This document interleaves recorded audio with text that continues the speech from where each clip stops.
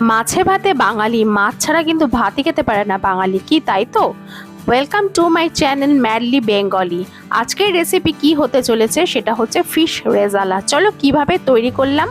দুখানা পেঁয়াজ নিয়ে নিয়েছি বড় বড়, সেটাকে জলের মধ্যে নুন দিয়ে সেদ্ধ করে নিলাম, তারপর এটার পেস্ট বানিয়ে নিলাম। এর সঙ্গে নিয়ে নিলাম কাঁচা লঙ্কা, আদা, রসুন এবং নিয়ে নিলাম চাল মগজ আর কাজু বাদাম। কাজু বাদাম তোমরা আরেকটু বেশি দিতে পারো, আমার কাছে এইটুকুনি ছিল। সর্ষের তেল নিয়ে নিলাম, সর্ষের তেলটা গরম হওয়ার পরে একটু নুন ছড়িয়ে দিলাম। এখানে মাছগুলোকে ভেজে নেব। মাছগুলো কোনো রকম হলুদ দিয়ে মেখে রাখার দরকার নেই, মাছগুলো শুধু নুন দিয়ে মেখে রেখেছিলাম আর জাস্ট হালকা করে ভেজে নিচ্ছি। মোটামুটি 80% মাছগুলোকে আমি এখানে ভেজে নেব। রেজাল্টটা যখন গ্রেভি বানাবো তখন যখন মাছটা দিয়ে দেবো তখন সেখানে 20% মাছটা বেক হয়ে যাবে। এরপরে একটা কড়াইয়ের মধ্যে সর্ষের তেল নিয়ে তার মধ্যে দিয়ে দিলাম তেজপাতা, শুকনো লঙ্কা আর গোটা গরম মশলা। গরম মশলাটা একটু ফ্রাই হয়ে যাওয়ার পরে দিয়ে দিলাম পেঁয়াজ বাটা। পেঁয়াজ বাটা দিয়ে নাড়তে থাকবো আর ফ্লেমটা কিন্তু কমানোই থাকবে। এটা ক্রমাগত নেড়ে যেতে হবে যাতে কোনোভাবে না লাগে।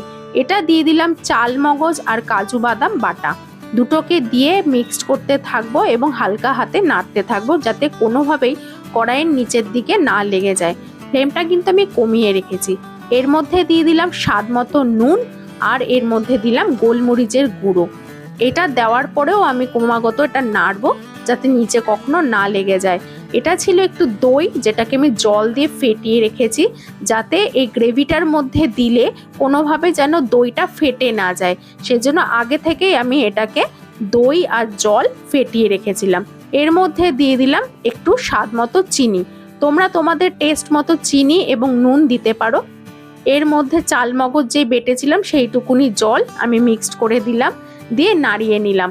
ফ্লেমটা কিন্তু এখনো আমাদের কাছে কম আছে। কাঁচা লঙ্কা চিড়ে এর মধ্যে দিয়ে দিলাম, কাঁচা লঙ্কার গন্ধ কিন্তু খুবই সুন্দর লাগে। এবার এটাকে আমি একটু নাড়াতে থাকবো যাতে নিচে না লেগে যায়। মোটামুটি যখন ফুটে আসবে তখন একটু ঘি দিয়ে দেব, তারপরে আমি আবার নাড়াতে থাকবো।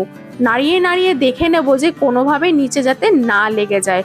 মোটামুটি পাতলা জিনিসটা যখন একটু ঘন হয়ে আসবে তোমরা দেখে বুঝতেই পারবে, একটু ঘনত্ব বেড়ে যাবে, একটু তেল ছাড়বে, তখন গরম মশলা গোটা দিয়ে দেব এবং যে মাছটা ভেজে রেখেছিলাম সেই মাছটাকে গ্রেভির মধ্যে দিয়ে ঢাকা দিয়ে দেবো। আর আমি 5 থেকে 7 মিনিট ওয়েট করব এটাকে ভালোভাবে ফুটে দেওয়ার জন্য।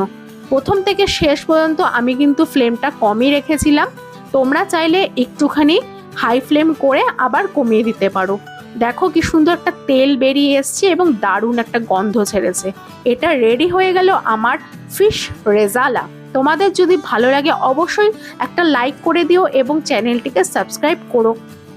এবার আমি নিতে বসে গেলাম দুপুরবেলা খাবার।